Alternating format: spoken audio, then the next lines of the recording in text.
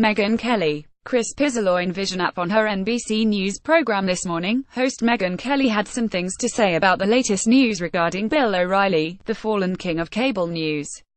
The New York Times over the weekend reported yet another settlement that O'Reilly had negotiated with a woman who accused him of sexual harassment.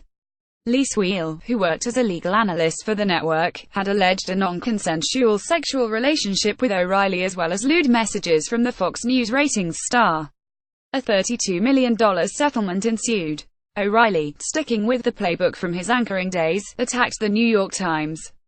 Once again, the New York Times has maliciously smeared Bill O'Reilly. Read part of a statement from an O'Reilly spokesman.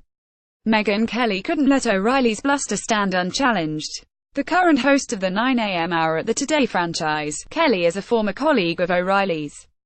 Years ago, she turned in appearances on The O'Reilly Factor as she made her way up the cable news hierarchy.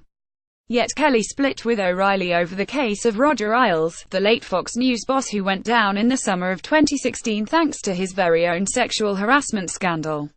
In her memoir, Settle for More, Kelly described her own experience with Ailes harassment, an episode that shed toll to lawyers investigating the cable news mogul. What appears to have bothered Kelly in this latest round of news is O'Reilly's claims about his behavior.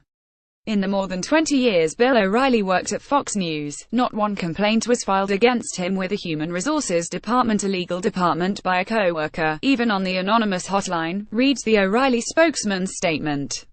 That served as a springboard for Kelly.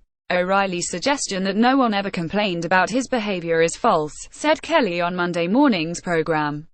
I know because I complained. Then came the backdrop. Just after the presidential election of last November, Kelly released Settle for More, which made a lot of news.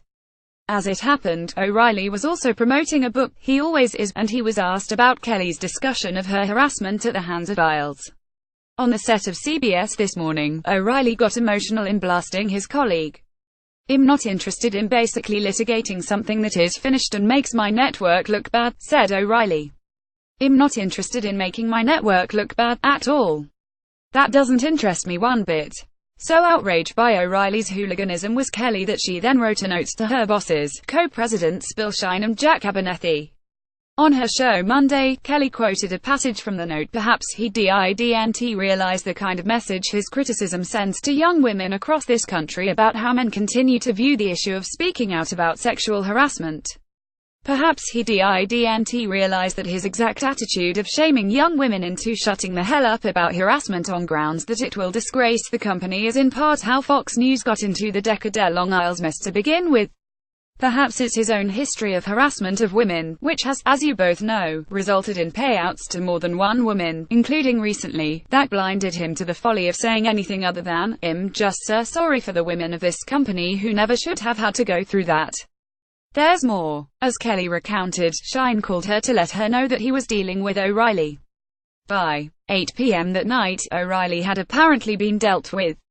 And by that I mean, he was permitted with management's advance notice and blessing to go on the air and attack the company's harassment victims yet again, said Kelly. Indeed, O'Reilly continued, the slam job. If somebody is paying you a wage, he said on his own show, you owe the person a company allegiance.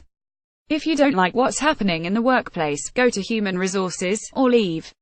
I've done that. And then take the action you need to take afterwards if you feel aggrieved. Powerful men have such brilliant prescriptions for women victimized by sexual harassment, to wit after former host Gretchen Carlson sued Ailes following her dismissal. Fox News vet Brit Hume tweeted on Monday, once she was finished with O'Reilly, Kelly moved on to Irina Brigante, who runs Fox News' PR shop. At Fox News, the media relations chief Irina Brigante is known for her vindictiveness. To this day she pushes negative articles on certain Ailes accusers, like the one you are looking at right now, said Kelly. We asked 21st Century Fox, the corporate parent of Fox News, to respond to Kelly's criticisms. They did. 21st Century Fox has taken concerted action to transform Fox News, including installing new leaders, overhauling management and on-air talent, expanding training, and increasing the channels through which employees can report harassment or discrimination. These changes come from the top, with Lachlan and James Murdoch personally leading the effort to promote civility and respect on the job, while maintaining the company's long-held commitment to a diverse, inclusive and creative workplace. and a workplace that recently welcomed O'Reilly back on the air to chat with Sean Hannity. On the Brigante front, the company issued a statement saying, "Irina is a valued colleague and she has our full support." When news of Kelly's departure from Fox News broke in January, there were reports that Fox News had offered her north of $20 million per year to stay put, roughly on par with the salary O'Reilly would receive in his last, and very short, contract. Now we encounter yet another reason Fox News money just wasn't speaking to Megyn Kelly. As for O'Reilly, scandal is now his only route to relevance. His opinions, standard conservative dogma dressed up as centrist and race-baiting whenever the topic allowed, were never terribly compelling to begin with. So without the Fox News audience, he's left to espouse those views on BillO'Reilly.com, and wherever else he can find a microphone. He told the New York Times reporting team, "Why don't you be human beings for once?" He was projecting.